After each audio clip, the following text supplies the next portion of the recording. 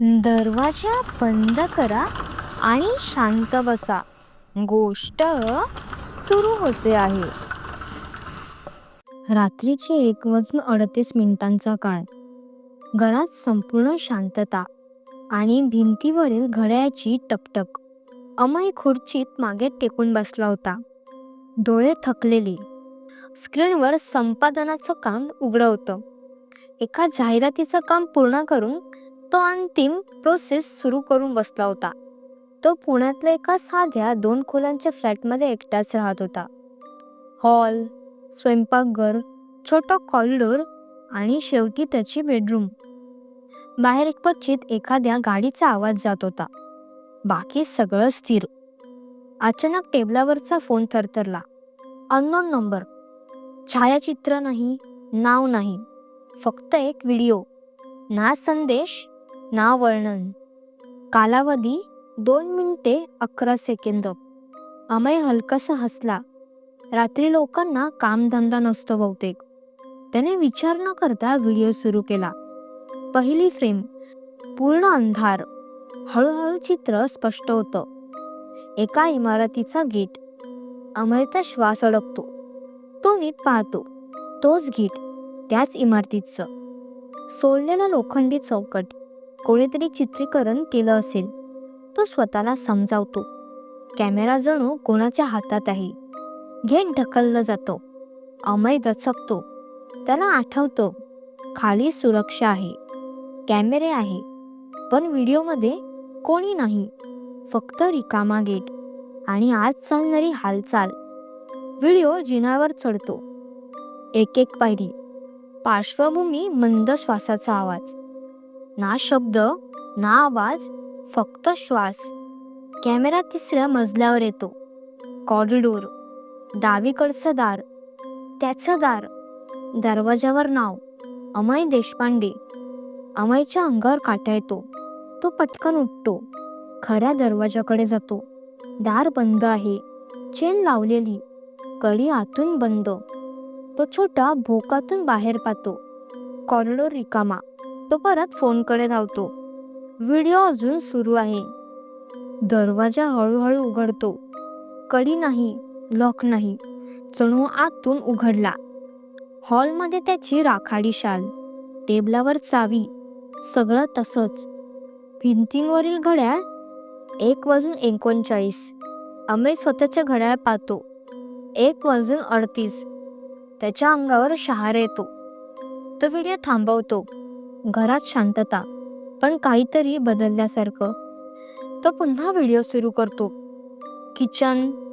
गॅसजवळ एक कप. त्यातून वाफ उठते. गरम कॉफी. अमय थिसतो. त्याने कॉफी बनवलीच नाही. तो हळूच किचनमध्ये जातो. कप नाही. व्हिडिओ पुढे. कॉरिडोर. बेडरूम. खुर्चीत पाठमोरं कोणीतरी बसलेलं. काळा टी शर्ट. तोच, अमयचा. व्हिडिओमधला तो माणूस हळूच वर पाहतो. तो चेहरा अमयचाच, पण डोळे भावनाशून्य. तो मान वाकवतो, जणू विचारतोय, तू पाहतोयस ना? चित्र स्थिर. स्क्रीन काळी. व्हिडिओ संपतो. फोन पुन्हा थरथरतो. एक मेसेज आलेला असतो.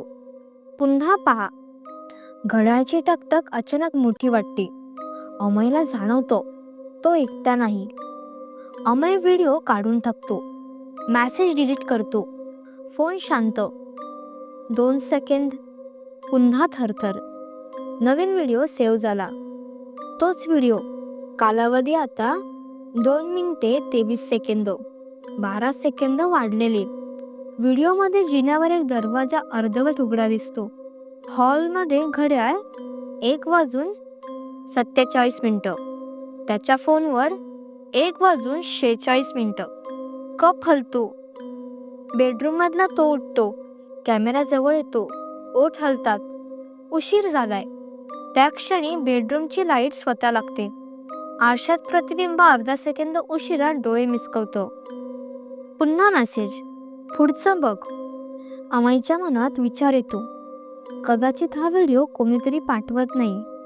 कदाचित तो स्वतःच पाठवत आहे. त्याला आठवतं, 6 महिन्यांपूर्वी याच वेळी घरात चोरी झाली होती. चोर सापडला नाही आणि त्या रात्रीनंतर त्याची झोप कधीच शांत नव्हती. व्हिडिओ पुन्हा वाढतो. 2 मिनिटे 39 सेकंद.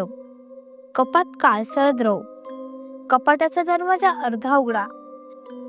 आतून 2 डोळे उघडतात. त्या क्षणी खऱ्या खोलीत कपाटातून टकटक आवाज येतो.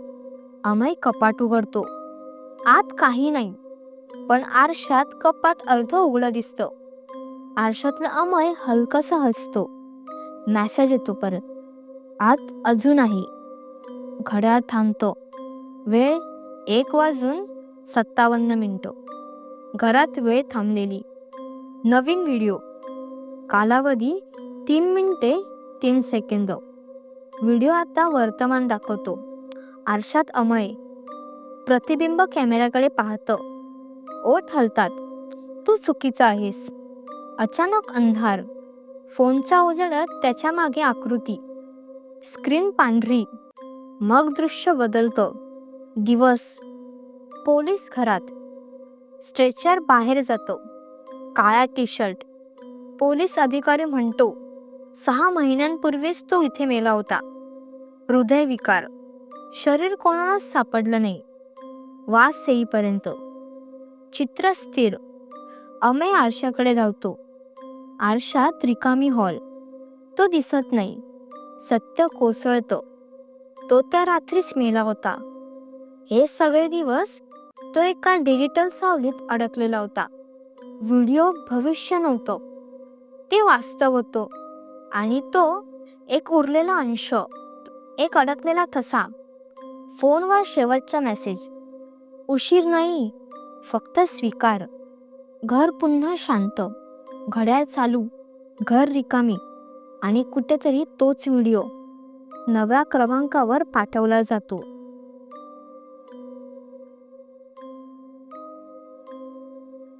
जर ही गोष्ट तुम्हाला आवडली असेल तर व्हिडिओला नक्की लाईक करा आणि अशाच भयानक गोष्टींसाठी माझ्या SG हॉरर स्टोरीजला सबस्क्राईब करा. पुढच्या रात्रीच्या थरारक प्रवासासाठी भेटूया. तोपर्यंत सावध राहा, कारण भीती सुरू झाली आहे.